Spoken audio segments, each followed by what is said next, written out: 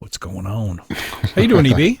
I'm okay. I'm still trying to find the stream. Oh, here we go. Hey, there it is. You got it? Okay. Yeah. No, I'm good. I'm we got Snowmageddon. We got clobbered. Oh, wow. Yes, so much we snow did. out there. Covers the cars, right? Like that's how high, everything. Yeah, you got it worse than I did. We got about half of what you got. It was like 60 centimeters in the end, maybe? Or Yeah. so, We didn't have, we had 20, maybe 20. Yeah. Yeah, and so I went out there because they said online, it's like, don't just do what everyone does and, wait till the end and then do it all. It'll be too much to remove by then. And they were right, because I would go out there and I would clear it all off. And by the time I got done, I go back to the beginning and it looked like I hadn't touched it at all. And I'm the same way. So that's why we have a snowblower, though. When you live in the burbs, you get those accoutrements, make life a lot easier. But so, hey, we're here to talk, though, about Maple FX, right? We are. So I thought before we do our usual jig, do you want to do, just so people don't stick around for something they don't want to see, do you want to do just like a quick overview of it and what your overall impression and what it's useful for? So how about I go first, because I kind of threw it at you.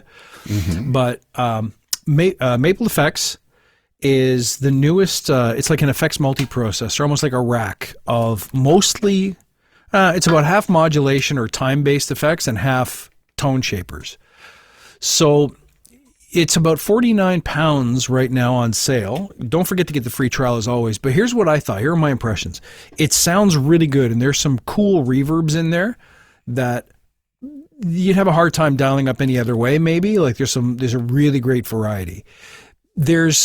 We'll go through the features in a couple of minutes, but here's what I would say to watch for. If you think this would be like your only modulation plugin, your only reverb plugin, your only delay plugin, you never need another one, maybe not so fast.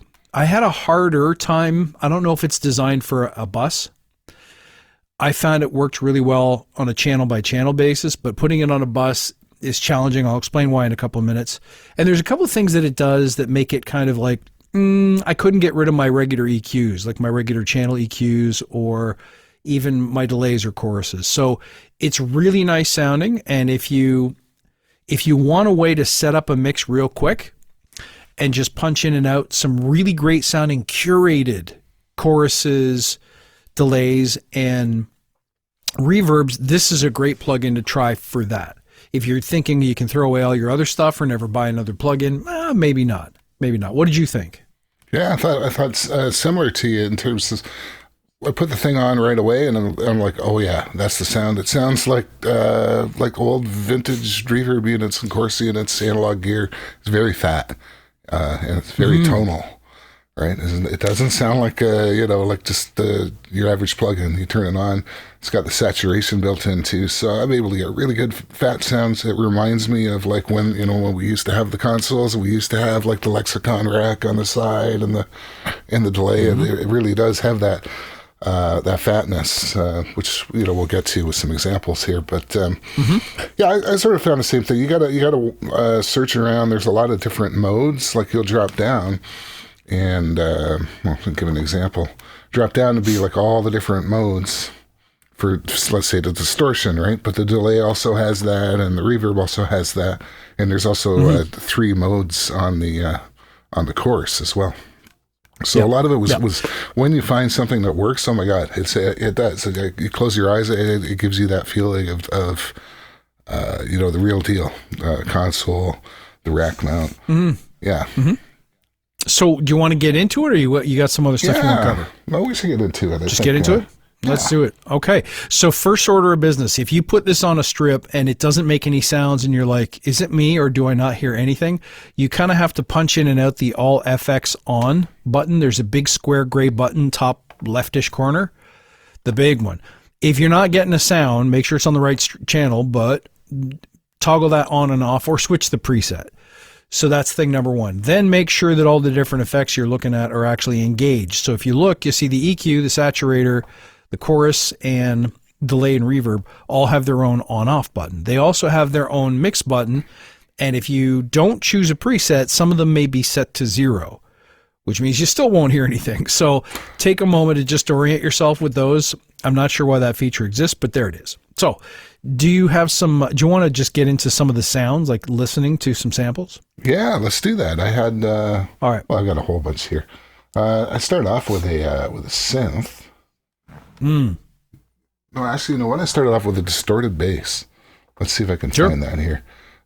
You'll note that there's a user library that you can have, the standard Acustica stuff. You get A/B comparisons, copy paste. You can comes with a whole bunch of presets. You can save your own, and you can export and import. And we actually made use of that today because Chris has sent me a couple of his presets that we'll go through. So this is just The like Shining Pack. The Shining Pack. The Jack Torrance Pack. So this is a distorted bass TI. I'll play without any effects right now. It's pretty nasty.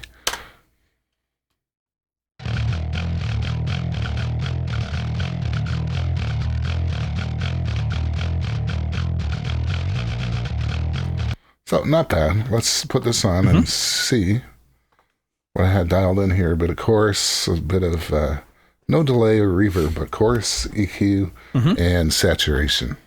Here we go.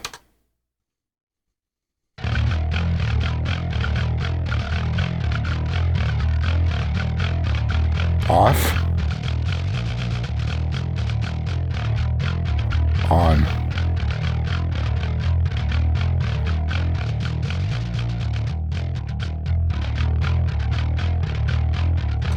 So you hear that bass trick there with the chorus. That's an old.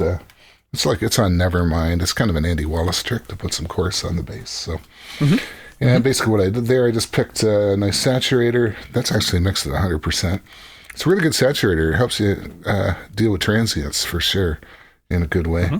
It's just got some EQ on there, a little bit of a hump there where the attack would be, and a bit of a low shelf. Too much going on. Type 1 course. This course, I believe, is course modeled after the old Roland courses, and I think the Juno course, to be specific, the one that was on the Juno synths, and it had 2 different types, and also you could on those old synths you could push both buttons in. So you get your Type 1, Type 2, Type 1 plus 2.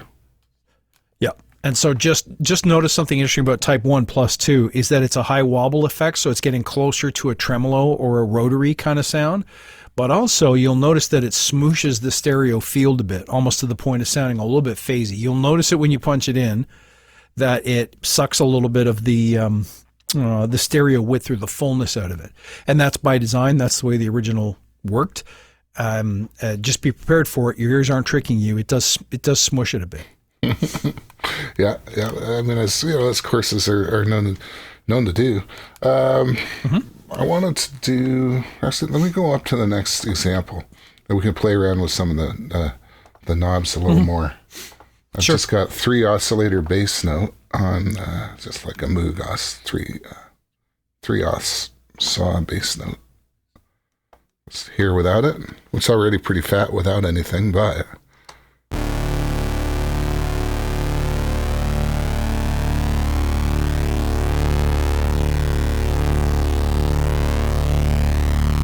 Right, I get the idea. Let's turn it on. But without it, with it. Nice. And so, like you have, let's get us in the screen here, shall we? Here we go.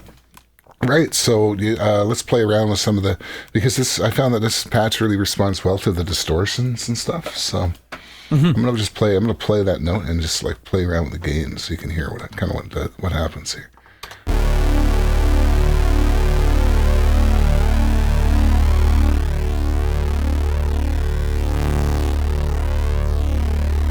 Here's no distortion, and then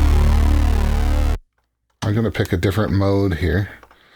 So the different modes, I don't know exactly what they all correspond to. I know the R47 would be like your red EMI preamp. And then Vertigo. There's a Zener in there too, which is the like the EMI hardware, the Chandler hardware. Oh yeah, let's try that. Which one have you tried all these? Which one's really like aggressive and crazy? The aggressive ones were more like there's a boss pedal in there somewhere. There is none of them are too crazy. If it's funny, There's if a you big hit the muff. drive really, if you hit, big muff, there is also a culture vulture in there. Oh, And if you drive any of them really hard, it'll start to, it will super compress the signal oh, to the point where it backs the volume off. The shape control is just kind of how aggressive or gritty it is. You can sometimes hear it, depends on the source. Sometimes it's a little harder to define.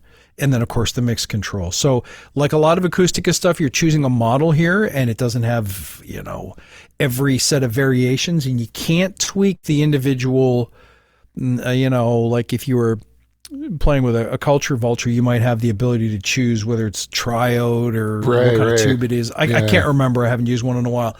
But you don't have those settings. You've only got the 3 dials there, mix being one of them.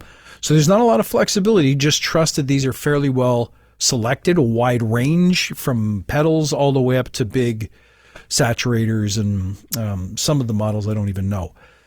So give it a try and see what happens when you push the drive too hard, and people can see what I mean. yeah. Let's try the muff. Let's start with 100% mix, shape at 0, drive at 0. Yep. Oh yeah, see, it takes the volume down because Yeah. it's starting to clamp down on the peaks, right? That's what's happening. Yep. Right? So Yep. we turn that down like that, change the shape. Ooh, it can get gnarly, I think.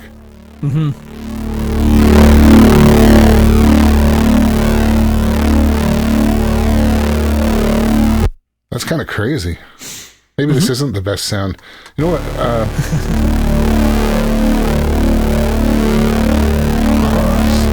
That's pretty good. You can hear the bacon frying on that. That's it. The other example, the other thing that this will be good to show off is the equalizer. Check this out. So, go ahead.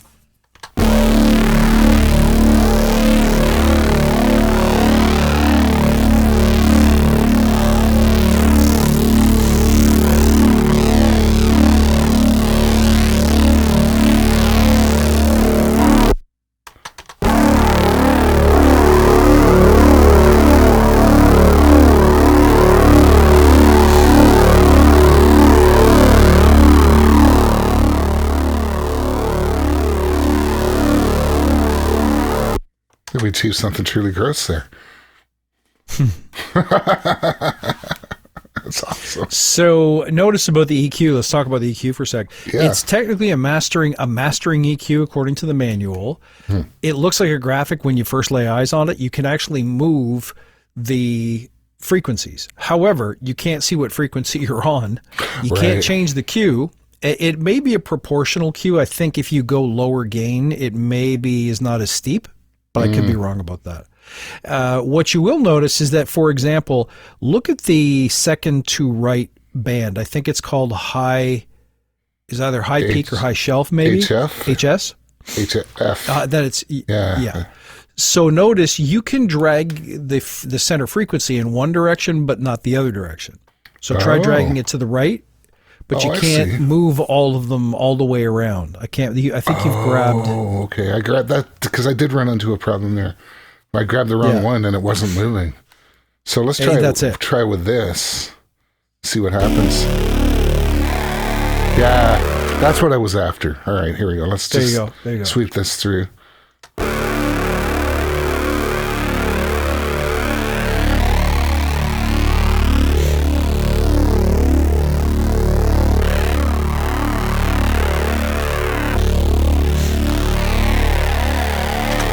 Really effective. Sounds very analog. Yep. If you want to see where the dominant frequencies are, there's a gray button over to the left, right by the number 1, that you can turn on that puts on the spectrum analyzer. Just like most, parametric EQ plugs will have something so you can see where the hotspots are. But it's the next frequency up. Can you boost HF for a second for me?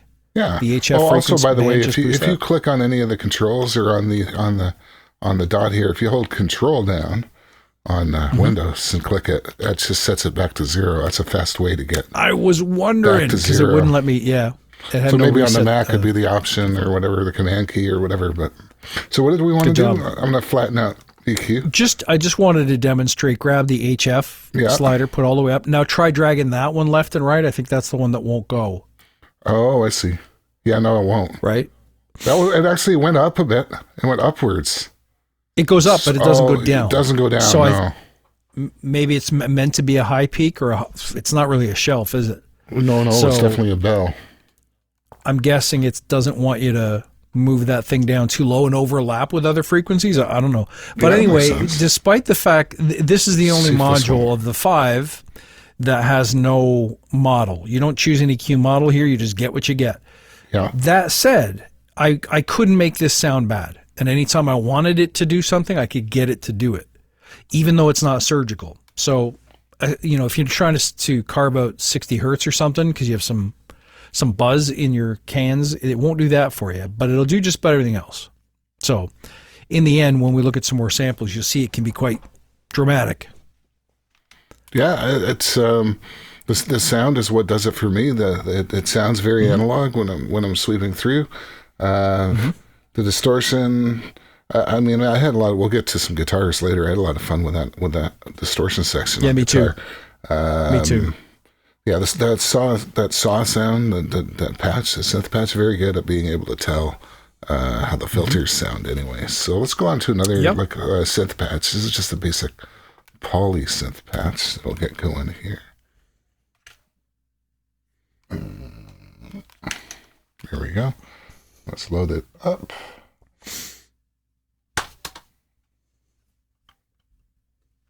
Okay, off.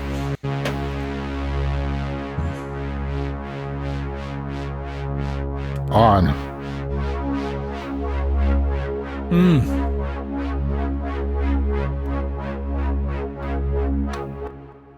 So now we're starting to get into some of the reverb sounds and delay sounds. Very nice. Now, one thing to notice, you can't change the order of the modules. Most of the time, if you're doing sequential processing of multiple effects, you're going to have the EQ first, any kind of driver saturation somewhere near the beginning of the chain, then you're going to have usually mod, then you're going to have delay, and then you're going to have reverb. But if you wanted to switch it for some reason, like you wanted to EQ the verb, you can't. You get what you get. So some of the reverb samples, for example, are really heavy on the bass. Sometimes you can pull it out by tweaking the controls, like making the room size smaller or just pulling the mix down. But if it's too bassy for you, there's nothing you're going to be able to do about it inside the plugin. It's got a dark mode and that's it. So again, if you go through the different presets, you'll find that some of them are tailored for more bright sounds, some of them are tailored for darker or more telephonic, but you can't tweak them. All you get for reverb is size, pre-delay, mix, and then choosing type, like plate, chamber, the standard stuff. Yeah. And there are a lot of types. You choose that down at the this down arrow here. Sorry that my pointer is so small. We couldn't figure out how to make that any bigger for this. But you can see the presets here, and they're getting cut off, but there's like a lot of different each of these. There's actually 10 different categories. They go from large hall to deep hall, soft hall, ambience, and then where you're not seeing it's like chamber, bright room, deep room, tile room, short plate, reverse plate, and prismatic. And each of those has, I don't know, anywhere from 4 to 8 presets. Now, the prismatic mode is actually a shimmer mode that involves like a pitch shifter in there, the old Brian Eno, Robert Fripp type of effect with, and we'll get into that. Let's play with the reverb and the delay a little bit on this. Let's turn the delay up.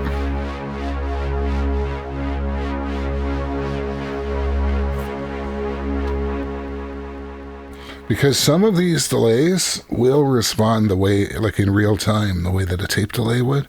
You know, with some delays, if you change the time while it's in a loop, it'll actually, do the wow thing.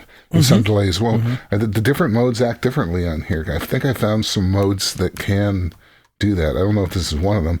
And the other thing that I found was actually a little odd with this is it seems to be that your longer times are actually closer to 0. Is that right, Chris? Do you remember that? That's correct. The shorter times are up near the top.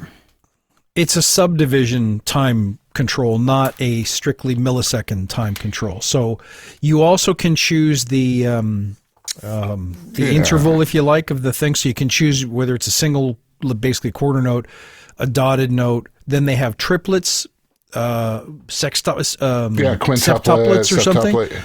Yeah, which you don't always see, but for odd time meters may be interesting. So be careful, because bringing the time knob to the left makes longer repeats. Yeah. Bringing it to the right makes them shorter.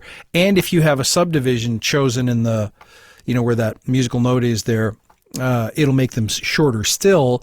And if you're in ping pong mode, of course, it changes the way that the repeats bounce around. Mm-hmm. So you have your standard delay time, feedback, and mix knobs. But if you're looking for modulated delays here, if it's, there's a 2290 sample, which we presume has maybe a bit of mod built into it, but you're not going to have fine control over taking that on or off. There's also some delays that are so short but so clean and digital that they've referred to them as 480Ls, meaning they're trying to make it sound like a Lexicon reverb, or it's sampled from a Lexicon reverb. So they're more echo, or they're more reverby, short, slapbacky kind of reverbs than they are true repeat echoes. But you got everything in there. Some of the cool ones are the console echoes. They're kind of funky. I never played with that. I want to try to find one. I think Italian Echo Unit might be one of the ones where you can do the tricks. Let's see if I'll go to that for a minute. Crank it up.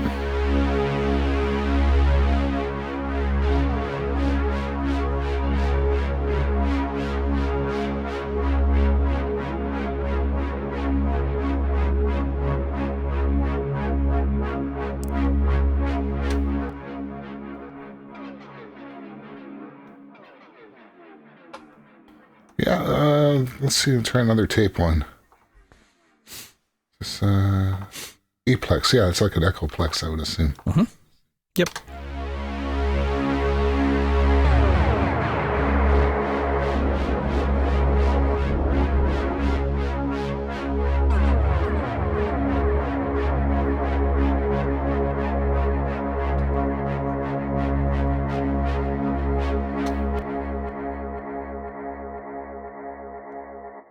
Not bad. Mm-hmm. It's got that sound to it. Moving on. We have just another synthesizer. I guess I'd used a lot of samples today. Mm-hmm. This is great for that, though. This is perfect for that. So here's an yeah. Sorry to interrupt. In the modulator, you have a noise control like you had on some of the old synths, and it's basically just a white noise generator, which may not sound great on a vocal or a piano or something, but on an electric guitar in modest amounts, and on a synth, most definitely, especially aggressive, dirty kind of waves, you certainly can make a richer, kind of a whooshy kind of effect by adding some noise to it. So not everything is for every track, but again, a good sampling of different controls. So for synths, to me, this is really, really great. Yeah, I agree. And there we go. Let me get myself on there. I'm still getting to know it. Obviously, this thing just came out, but in a little time I've had to play with it, I know what you said. Like what you said at the beginning is like, I don't know if it would replace all of the plugins. I think like the more that you learn this unit and what the different modes are and the way that they sound and stuff, you'd find yourself being able to do more and more stuff. I agree. And one thing really worth mentioning for you latency guys and CPU folks, is that even on 8x oversampling, it really doesn't hit the processor that hard. So if you needed to use 8 or 10 instances or more, you probably will get away with it. You're not going to have to be bouncing tracks and coming back to the unit just to get the benefit of a higher oversample. So it's relatively CPU efficient. If you were to go and grab something like Silver or another CPU intensive reverb like Altiverb, you may not get so lucky. Whereas this is fairly efficient, I found. Yeah, it's I didn't try to do a lot of different instances, but it just worked smoothly, no hiccup. I mean, there is an oversampling on there that presumably is for the for the saturator, maybe for some of the other things in here too. It'll go up to 8 times. That's gonna, that'll take up more CPU. But other than that, it was just I just found it to be pretty smooth sailing overall. So Yep. So just watch a couple of things. Like I said, you can't change the Q on the equalizer. You can't choose the equalizer model. That's okay. The saturator, you may find it's not to your taste. Also okay. There isn't a lot of control over rate or depth with those choruses. You just get what you get, but they sound like vintage choruses, so they sound pretty great. With the delays and reverbs, the final thing to watch, again, you can't switch the order, but if you choose, let's say on a reverb, you're trying for a certain effect. So you decide I'm going to crank the size all the way up to 80%. When you switch to a different model, like in ambience, it doesn't change the size back down to some default or ideal setting. So you have to be careful because you may put on some ambiences and say, ooh, that sounds kind of long for an ambience. I was expecting something really early reflection. Well, it's because you have your size cranked all the way up. So just be mindful of that. That's this one right here. You can see it moving there. That's good to know. Now, this will recall, it's a little thing, but this will recall with the different presets, but it's only like when you try to change the mode or whatever. Then that's right. Okay. So if you change a preset, of course it will. Yeah. Right. Okay. So let's hear this without and then with, before I change too much here. Let's without, with,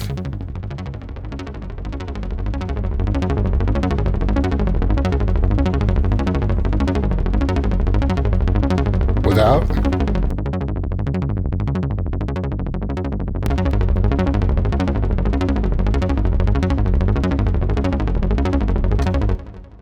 really nice sounding. That just adds so much space. It sounds like it's louder, and maybe it is, but I'm looking at my peak meters, and it didn't jump up like hugely in volume or anything, like in terms of the peak, right? So I'm liking the way that sounds. This one, there's a nice preset on here called Infinite Horizon, which let me mix that up. Let's take the delay out. We'll put just the reverb in, and we'll see what you're talking about with the size control here.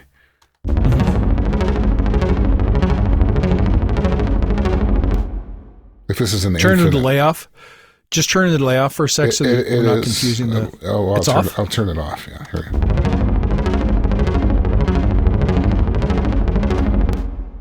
I think this is because it's an infinite preset. So even if you crank it down, it's big. It starts off huge. Because if you go the other way.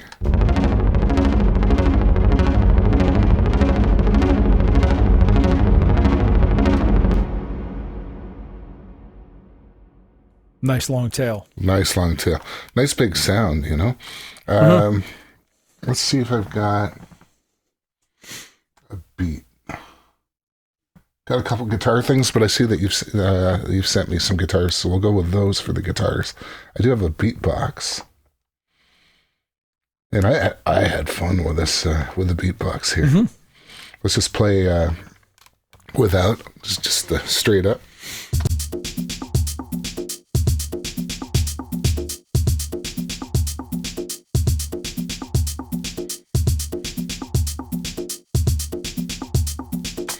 There you go.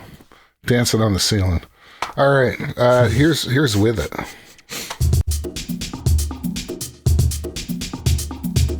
Without. With.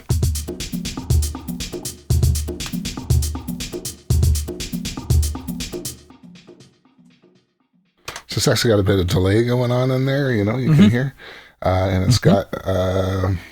let me crank up that delay so you can hear what it's actually doing.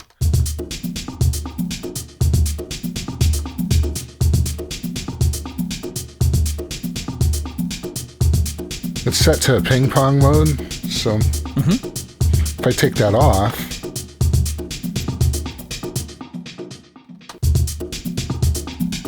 it kind of becomes more mono. Turn it on.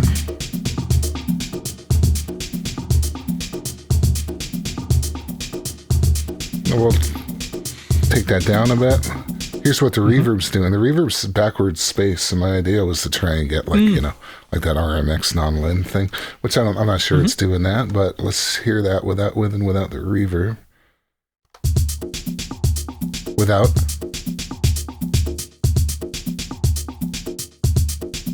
with.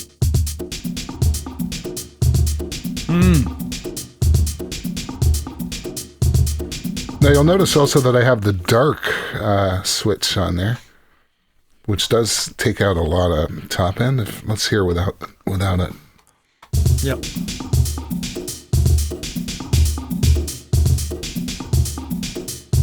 With the dark.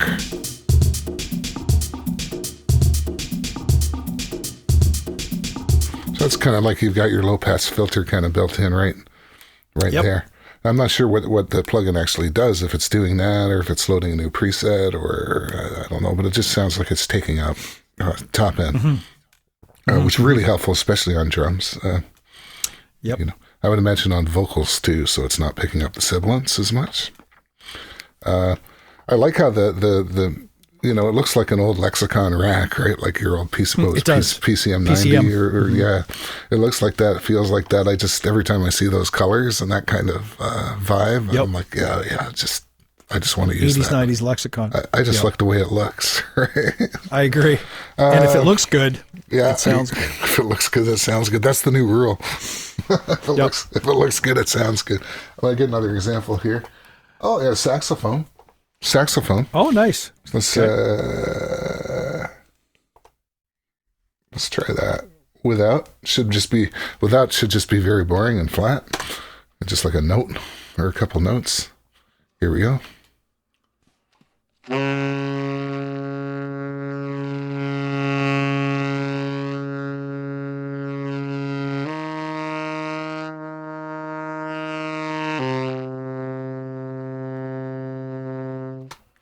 Okay, and then we'll put it on. And here's with maple effects. You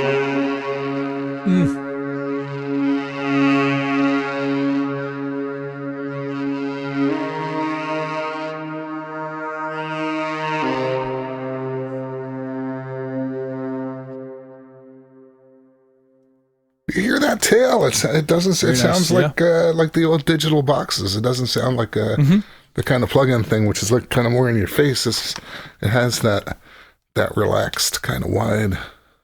I don't know how they do it. It's worth mentioning. That's a convolution reverb, by the way. It's an impulse response. So sometimes IR verbs have a tendency to sound a little flat, maybe a little more lifeless than you would expect out of an algo reverb, maybe, but they're really sweet sounding reverbs, so you can't complain. And I don't find them lacking in fullness. Just word to the wise, it is a convolution. Right. Well, that's good to know. I do have a one more drum. Let's get that back. I got one more drum example. I think I've set again. That's got some delay, and then we'll get on to some of your guitar examples as well. Yeah. Oh, yeah. Here it is. I was thinking, like the old Vangelis stuff. Yeah, like the opening scenes in Blade Runner or something, where it's got that boom boom. It's like a timpani, but he put like a lot of that lexicon reverb on. And I thought, oh, let's see what happens. And then I added some delay. Here's without. It's just a sample, and it doesn't even, it just cuts off. It doesn't even have the full decay, right? Just kind of similar to what you would have got, what you might get on one of the old 1980s samplers, right? Yep. It's like because that would fill up the whole memory just to get that, right? All right, and then we'll put on maple.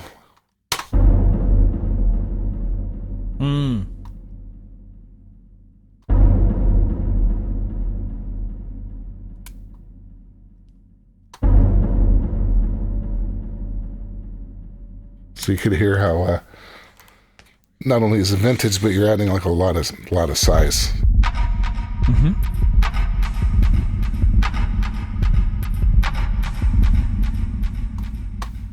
So that's just a beat that actually seemed to work really well. Let's hear what that is without maple.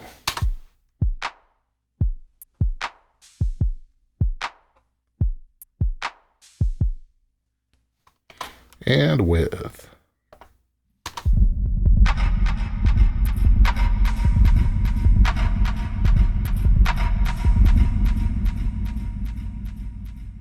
It's pretty cool. I love it. So you sent me some guitar examples. You want to talk about those and which ones you wanted to? Just load them up in any order. It doesn't matter. Doesn't matter? Nope. Okay, we've got one. Now, these were all based on The Shining, the preset names.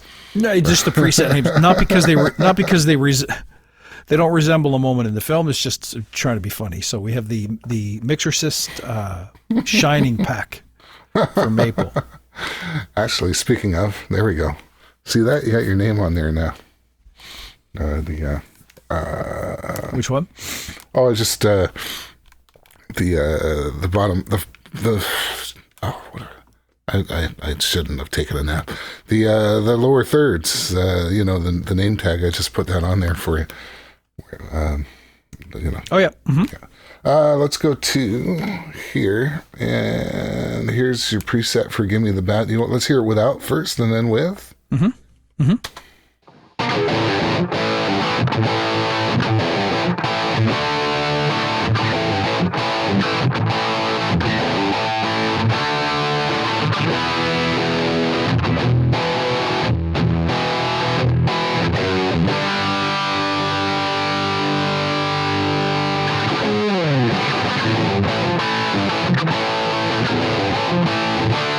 Nice.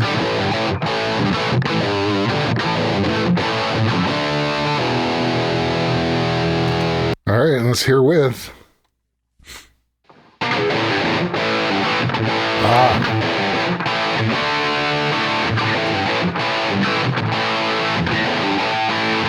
Without. With.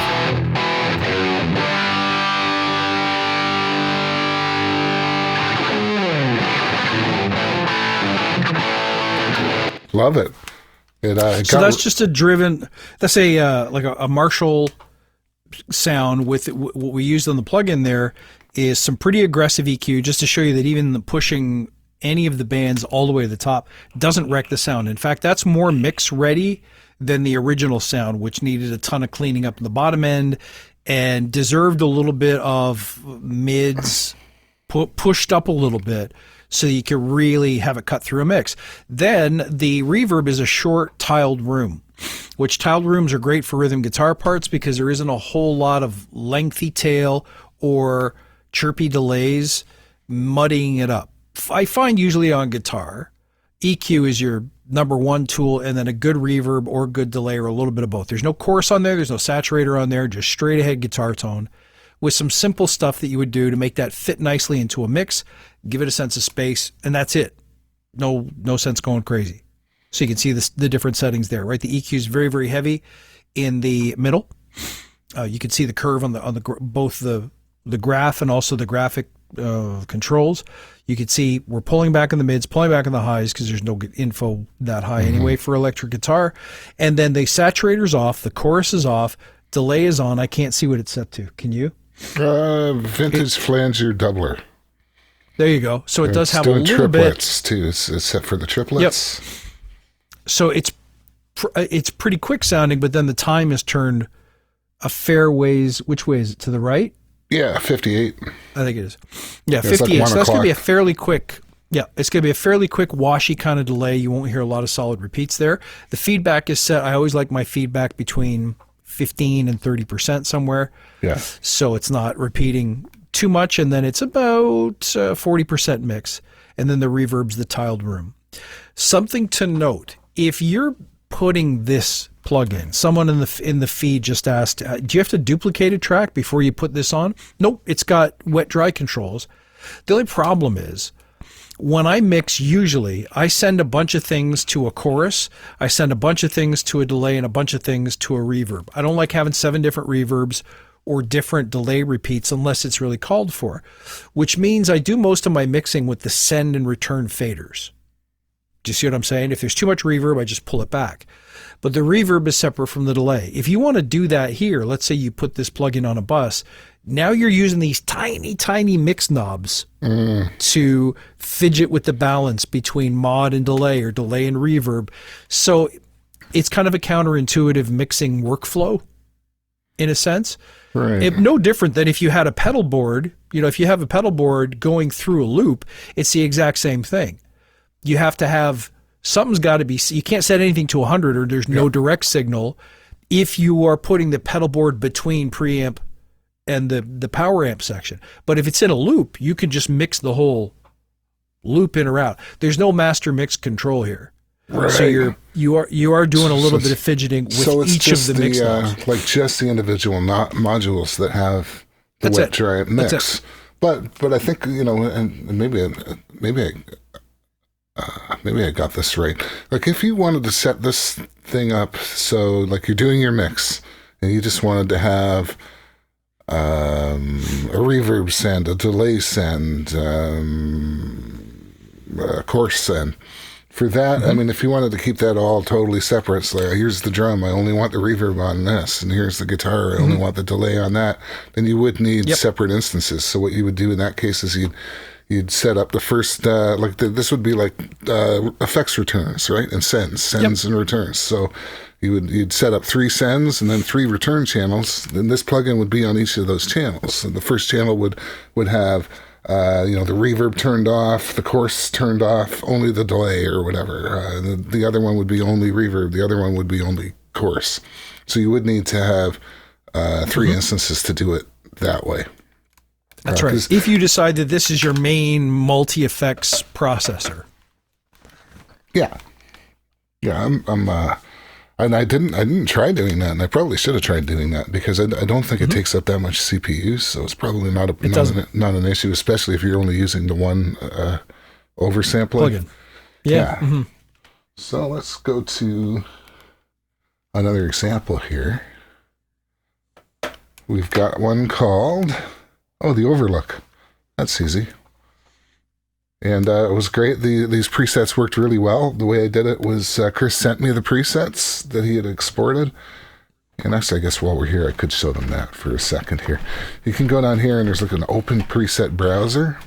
This gives you a little bit of additional kind of control as to importing and exporting presets. And you can rename them and put tags into them, clean them up and stuff. It's always something good to know. And this is general for all of the Acustica products now, right? This is just the way that their general preset browser works now. We did also forget to mention that there's different view modes on this, right? Display modes, display modes. There's Slam.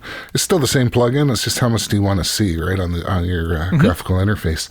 Slim, Standard. Standard's pretty attractive, and it does have most of the controls, so that might be a good way to go. And then extended. Full. Yep. The whole Monty, as it were. So the Overlook, let's hear it without and then with.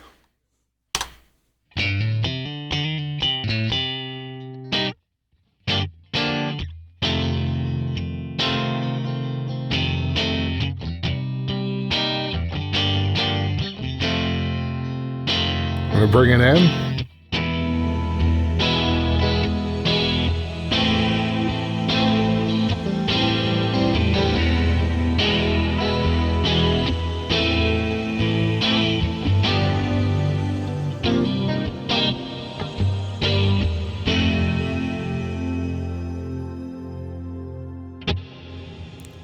Hear that nice little shimmer?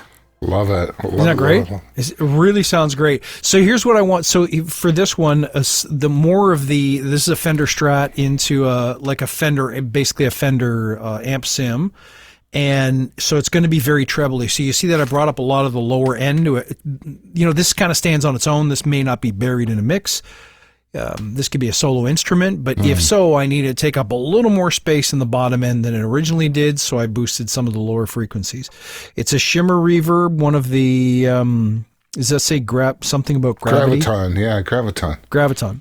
Yeah. And I don't think there's a delay turned on, but the Type 2 chorus is. Do me a favor, Eric, shut off the reverb and the delay. Well, the delay's already off, so shut off the reverb. Yeah. And put the mix on the chorus up to 80% or so. Okay, yeah, let's play with that. I want you to show them the Type 3. Oh, okay, so this is no chorus right now, and then I'll slide it in so you can hear what that does. Then we'll move over to Type 3, which is actually just like Type 1 plus One, type two, 2 yeah. at the same time. Here we go. Here's no chorus. I'm going to slide it in, and then I'll switch over to type 3. Bringing it in. Then we'll go over to type 3. Oh, that's nice. Yeah. Without it? With?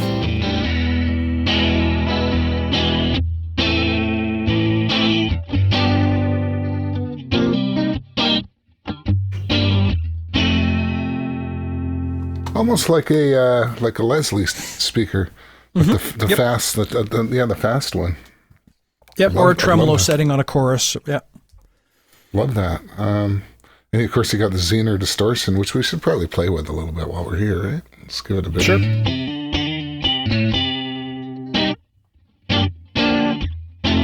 Turn it on. It's not on. There we go. Oh, that's gnarly. Ah. You can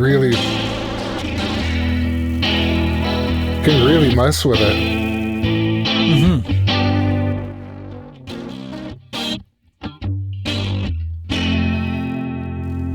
It's kind of volume compensated, right? So like it's basically like the threshold's coming down, and it's starting to cut more and more into those peaks, which is why it actually gets, as you turn the drive up, it gets actually quieter. So you can look at it that way, or look at it as like a volume compensated.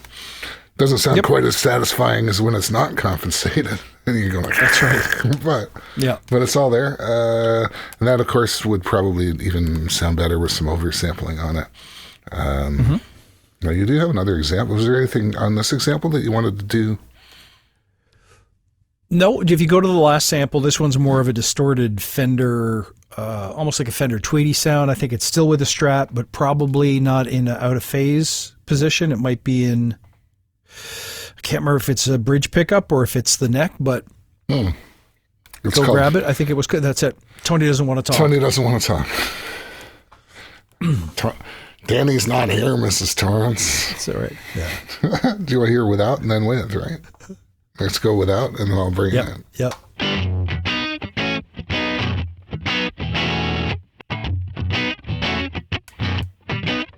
In.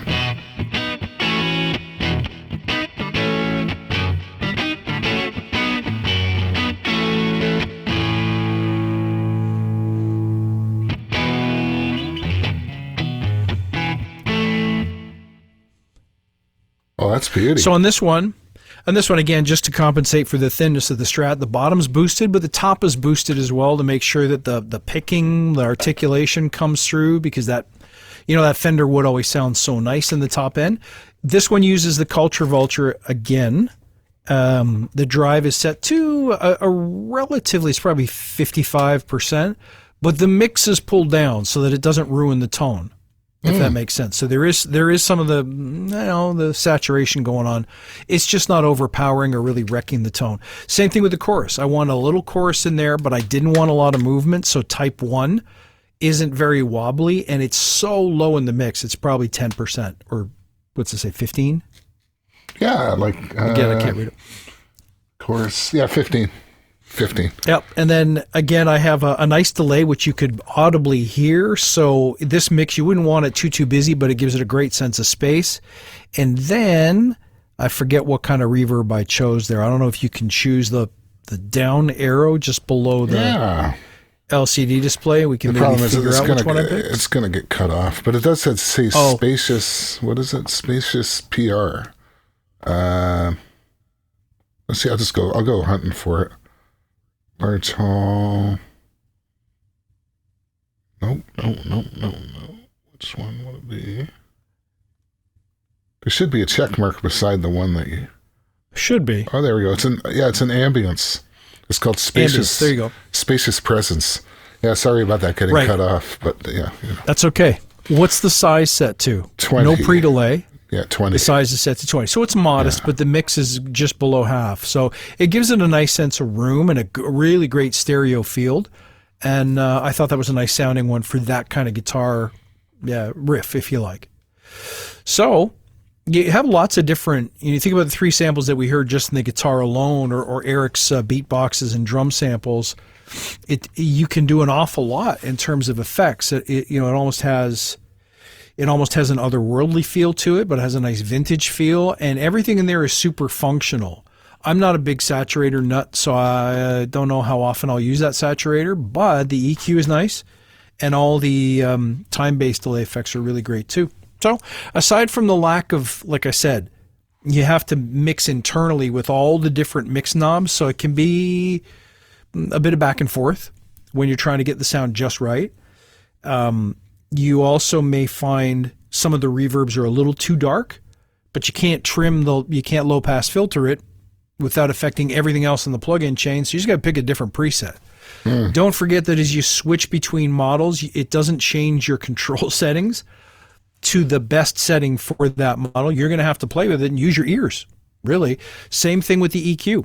There's no indicator what frequency you're boosting at all unless I miss something. So you're going to have to work with your ears. What sounds good to you? That's a horrible thing to think about, isn't it? Well, just have to listen and make adjustments accordingly. It's just that's right. What is this strange new way of working, right? Someone said the reverb GUI looks like my PCM 80. That's exactly it. The old 42 and the 80. Yes. The 90, 91, 92, they're a very like silvery, like kind of like I don't know what you call that color. It's almost like a goldy silver. But the old ones had that black with the blue stripe, and they were just, you knew exactly what you were looking at. Yeah, it's blue, but there's like a little bit of green in there. So I guess it must be 1980s, but probably like later 80s when they came out with those. Or I'm not sure what the date. Think so, yeah. So I know in the 80s the two big colors were teal and magenta. If you could have magenta and teal on the same unit, you get like in Miami Vice, here we come, right? Yep, absolutely. It does have some of that. Let me get it back up here again. It does have some of that vibe going on, and also these stripes here. They were reminding me of something, like these 3 stripes on the delay unit. The 3 green stripes. I don't know if it's like a Korg unit that it's reminding me of, or if it's another Lexicon unit that it's reminding me of. I don't remember.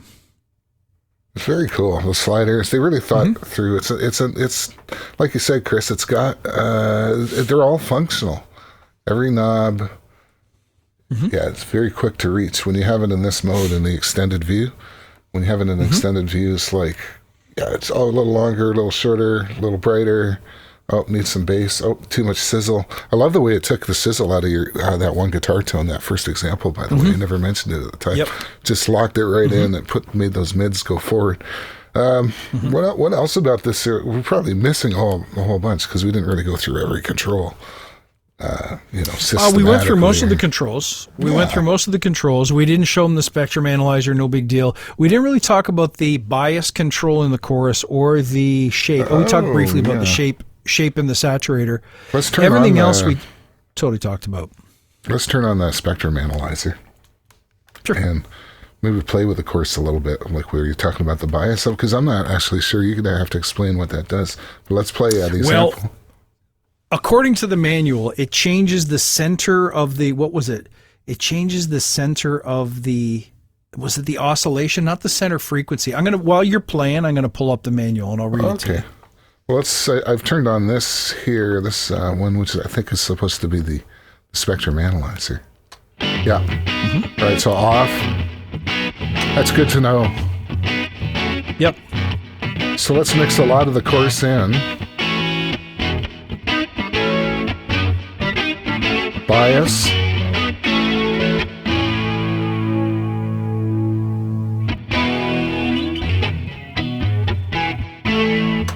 Let's change the type too. Maybe it might be easier to hear what that does.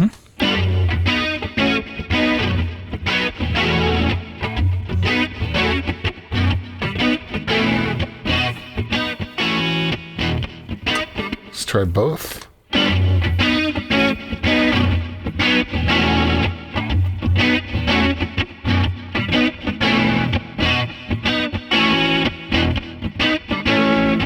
Yeah, I think I can hear something. It's subtle, but I hear it. It says it moves the modulation center point. Fair enough. I'm not 100% sure what that means, to be honest. The only other thing we didn't talk about is give them a listen to the noise control, because that you can definitely hear. Oh, okay. Here we go.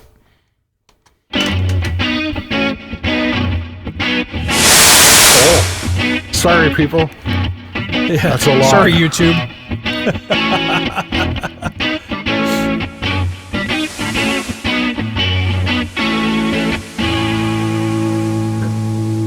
I can see it for synths or snares. Yeah. Maybe overheads or something like that. You could add a little sizzle. Hard to say. But it's not something I had it turned off for every preset I made. So, yeah. Well, my overall feeling on this is that it's a winner. I'm going to reach for it. I'm working on a new mix project, and it was recorded in a really nice space, really nice mics, and good console, all that, good preamps, all the good stuff. But what didn't have was like a room, like it's a very dead studio, right? So great isolation, but like no reverb to speak of at all, right? So. Yes. So I kind of pull my hair out trying to think, okay, well, what could I use? I got the the plugins like the Sunset Sound or Ocean Way or Capital Studio, like all those studio plugins, and they're good. In the end, I ended up making my own reverb chamber out of the stairwell, PA speaker on the bottom, some really nice mics, which on I the top. heard, and it was fantastic sounding. Yeah. Incredible. So, but then I think, okay, well, I'm not going to do that to all the instruments, so that would just be too time consuming. So. No. Some of this other, like say for piano, for instance, I'm gonna put this on there because I think it's just going to be that much thicker sounding than some of the other reverb plugins that I've been trying. I don't know what it is. Just something rich about the acoustic technology. I mean, I guess it's an impulse. I don't know if it's a completely static one or if it involves like their dynamic, like the Volterra stuff. Because remember when Silver came out, there was that product. Mm-hmm. So I thought they were onto something with that too. That seemed to have something else going on that wasn't present in the the standard algorithmic reverb plugins. But yeah, I love it. I don't know if you can think of anything else. No, in fact, I was going to ask for those who are still watching, one of the things I'd love for you to comment, if not now, maybe later, come back and let us know. What else would you like to see? Like, we've been doing plug-in reviews, mostly Acustica, for a really long time now. Mm-hmm. And they release so many plugins in a month that it's actually harder for us to keep up now. But it's also, we hate to contribute to everyone's overwhelm. Like, I have 150 plugins, but that song's not going to finish itself. Yeah. So what would you like to learn about? Would you like to learn how composers, arrangers, producers finish songs, or take a song from a concept to a fully arranged piece of music? Or do you want to see, I don't know, a mix in action? Do you want to see mix problems? I'm kind of stumped for what to do next. When we first came up with this thing, we knew exactly what we wanted to do. We wanted to talk about Acustica plugins at the time was not something that everyone used, so we really felt like we were tapping into a niche market a bit. Mm-hmm. But there's so many of them now. Mm-hmm. We're trying to say, okay, well, here's where you would use it, but also here's where you wouldn't, so that you're not just going, oh, okay, another one, I'll buy that one too. We don't want to bankrupt you. Some people want to collect them all, though. So that's I get it. I get 100%. I'm not going to discourage that behavior. Hey, I understand that. No, you got to get. I do too. There's that new company, of course, Analog X, and they're very much in this kind of same boat where you get the plugin, and then they're selling all the different profiles, and you can end up trying to collect all of those. Although that runs on GPU now, so I think it's still in beta. I don't know if it's. It is, yeah. I think.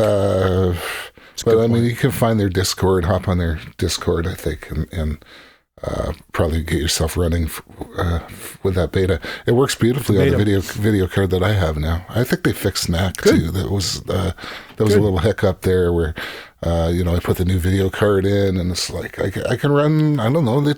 They're telling me I could get maybe up to 300 instances with this particular video card. I'm like, and it sounds really analog, and it sounds really good, and I'm using it actually on commercial mixes now, even though it's not even technically out yet. Which, by the way, isn't really advisable to do professional session work with stuff that's still in beta. But hey, I am not the wisest person in the world.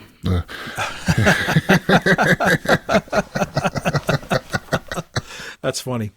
All right, we might as well wrap it up then. Yeah, I think we got to everything. That's awesome. Yeah, so enjoy, guys. Enjoy. I'm going to see if I can thank you for watching, by the way. Yeah, thanks for watching. Make sure you like and subscribe. And I hope you enjoy the new kind of more live format. I mean, we still got all the crazy snippets and stuff, but we're not doing that. I will try to do the ending though. So let's see. You got it last time. I got it last time. I don't remember what I did. We'll see you next time on the Mixercist. Nope. All right. We will see you next time on the Mixercist.